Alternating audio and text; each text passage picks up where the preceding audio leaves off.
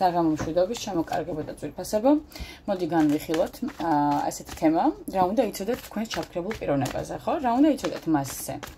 ჩაიფიქრეთ თქვენი სახელი და გვარი დაბადების წელი, თვე და რიცხვი, პიროვნების სახელი და გვარი დაბადების წელი, თვე და რიცხვი და მოდი ვნახოთ.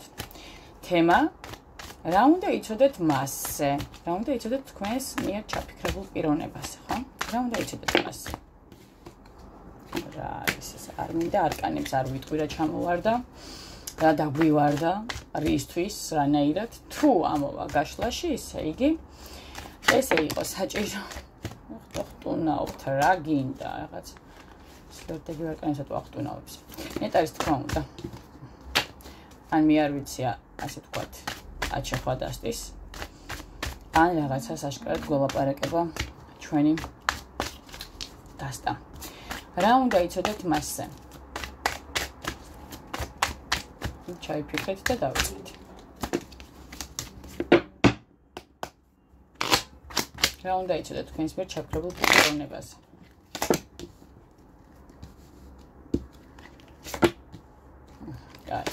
გაიგეთ.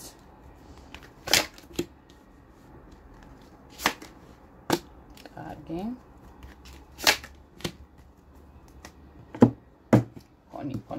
ფონი, ეტლი. რა შემიძლია თქვა, პატარა სიჩუმე იყო. ეტლიდან გამომდინარე თქვენს მიერ ჩაფიქრებულ პიროვნებაზე, ხო? ფონად გვაქვს ეტლი, ხო? მოდი ახლა ასე ვთქვათ, სიღრმისეული ანალიზის თემიდან გამომდინარე, შემიძლია ასეთი რამის თქმა თქვენს პიროვნებაზე, რომ ადამიანი ამჟამად, ასე ვთქვათ, ძალიან ფოკუსირებულია საკუთარი გზის, ასევე მიზნების ან ასე ვთქვათ საკუთარი კონტროლის, ცხოვრების კონტროლის დამყარებაზე, ხო? ცხოვრების გზის კონტროლის დამყარებაზე. შეიძლება ცდილობდეს, ასე ვთქვათ, ყველაფრის მართვას, ასევე ემოციების, მოვლენების, ან თუნდაც იმავე ურთიერთობის ჩარჩოში მოქცევას, რომელ ურთიერთობაზეც ახლა თქვენ ჩაიფიქრეთ, ხო, პიროვნებასთან მიმართებაში. შესაძლებელია ფიქრობს ნაბიჯზე, ან ასე ვთქვათ, თავისი შორეული გზის არჩევანზე ხვდებით, ანუ რა აირჩიოს საკუთარი ცხოვრების გზა, რომელსაც გაყვება, ასე ვთქვათ, სამომავლოდ, ასე ვთქვათ, ის როგორ ვთქვათ, გრძელვადიანი პერსპექტივით, რა ესე რომ ვთქვათ, ხო?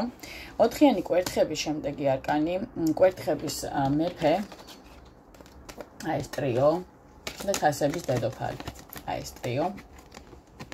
პირველი 4-იანი კვერთხების მეფე და თასების დედოფალი, ხო? დავიწყოთ 4-იანი კვერთხები, რაც გვეუბნება, რომ შესაძლებელია მას ყავდეს სტაბილურად, ესე ვთქვათ, ოჯახი, რომელშიც მას და რომელთანაც მას გააჩნია ვალდებულებები, ან ეს რეალურად მისთვის ასევე აღნიშნავდეს საზოგადოებრივ ჩარჩოს, ხო?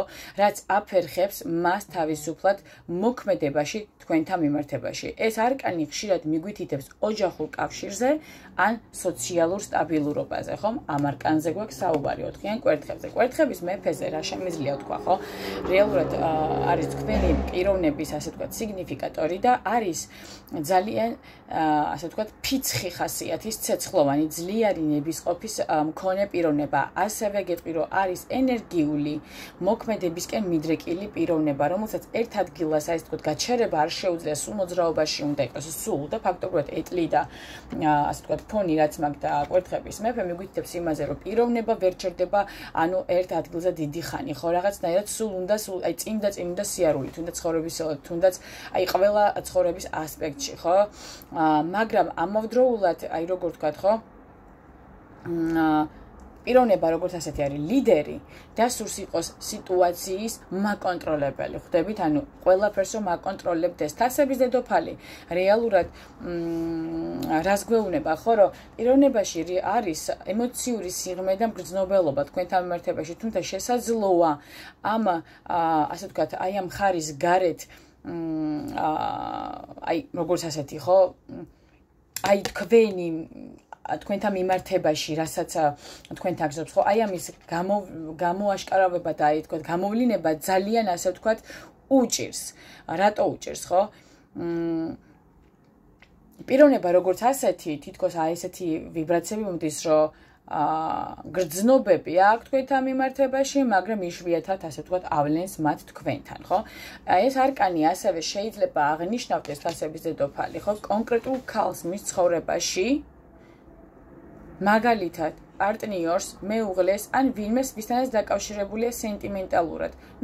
მე ვფიქრობ, რომ ეს ქალი თქვენ ხართ და რა ვიცი, თქვენ უყურებთ გაშლას და ფაქტობრივად თქვენზეა საუბარი, მაგრამ რადგან ოთხიანი კვერთხები აქვე მაქვს, ხო, არც იმას არ გამორიცხავს, რომ შეიძლება იყოს მის სტაბილურობაში მყოფი, ვთქვათ, ქალი, მაგრამ ნაკლებად მგონია, იმიტომ რომ სიგნიფიკატორად მაინც და მაინც თასები ამოდის, პენტაკლების დედოფალი რო ამოსულიყო, კი ბატონო, შემეძლო კიდე მეთქვა, რომ კი ეს სხვა ქალია, მაგრამ როგორც ასეთი, რომ თასების დედოფალში ამოსული ქალბატონი ნაკლებად მევლინება ხოლმე ასე ვთქვათ,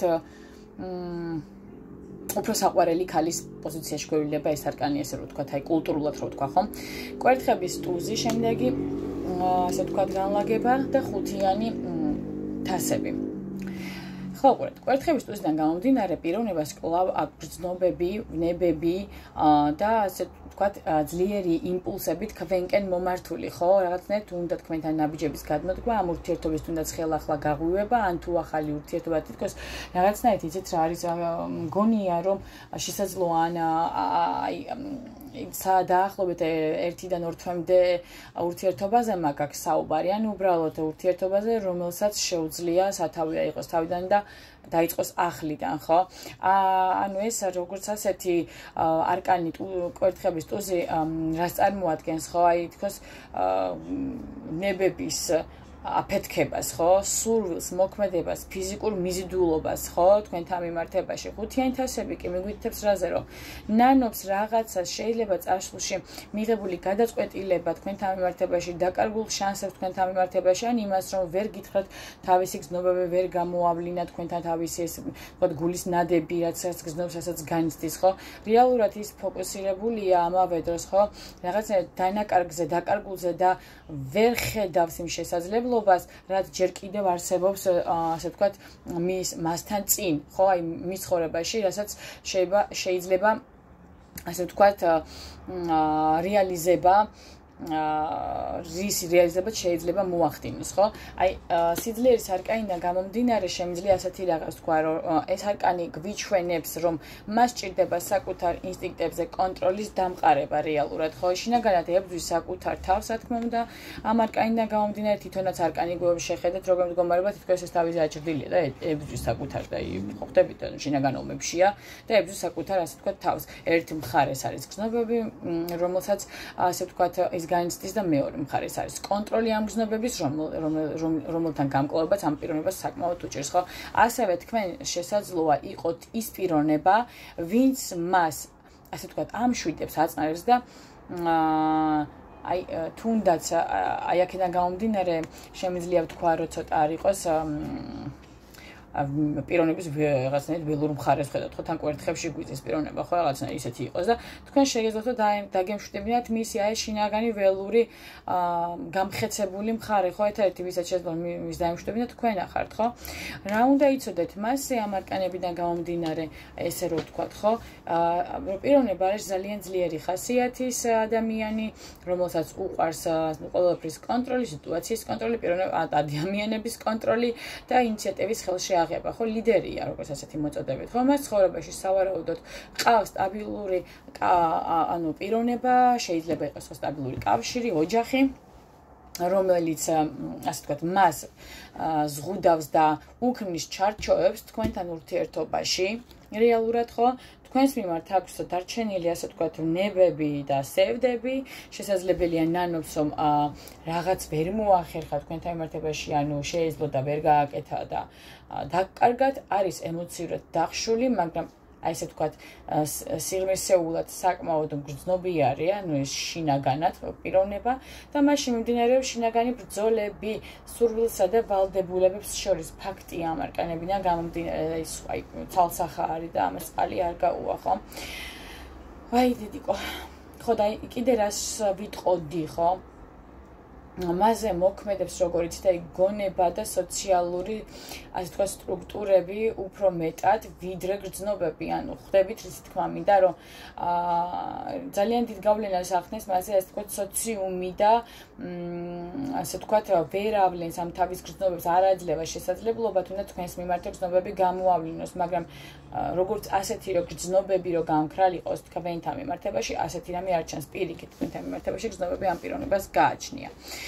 ხო, სავარაუდოდ მას ჯერ კიდევ აქვს სერიოზულად ესე ვთქვათ ძლიერი მიზიდულობა თქვენთან მიმართებაში, კავშირი აქვს თქვენთან ესეთი ვთქვათ მიზიდულობის სერიოზულად განვითარებული, მაგრამ გადაწყვეტილების მიღება უჭირს და ფიქრობს რომ ამის უფლება არ აქვს რეალურად, იმიტომ რომ ასე ვთქვათ ნაკისრი ვალდებულებები რაც აქვს ცხოვრებისეულად, მას უქმნის ამ ჩარჩოებს, ხო?